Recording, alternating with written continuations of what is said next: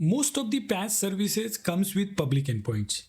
Imagine you are running a private network in Azure and you want your virtual machine to securely connect to your Azure services like a storage accounts or SQL databases without exposing them to the public internet.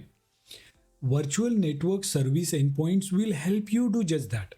They extend your Azure Virtual Network directly to supported services, keeping your data flow inside Microsoft backbone network. This improves security, reduces exposure to external threats, and can enhance performance.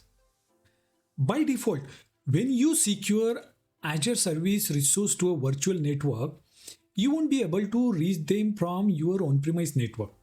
If you need access, you must allow traffic from your on-premise public IP addresses or express route public IPs.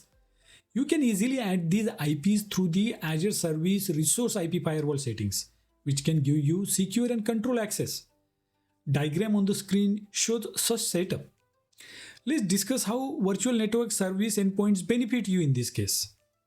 Using virtual network service endpoints, you can lock down Azure service resources to your virtual network only and eliminate public internet exposure.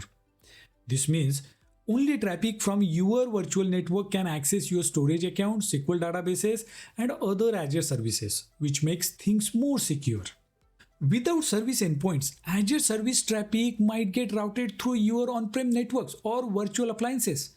With service endpoints enabled, your traffic stays on Microsoft backbone network.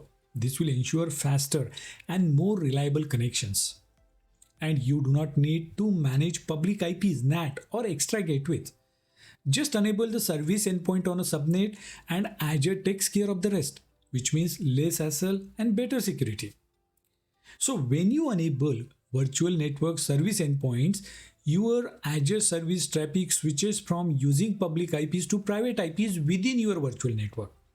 This improves security but can disconnect active TCP connections. So ensure no critical tasks are running during the switch. If your firewall rules rely on public IPs, they won't work after enabling virtual network service endpoints. Your DNS resolution remains unchanged and energies continue to allow Azure services traffic by default. If you need to filter traffic to Azure services, you can use service tags in energy rules.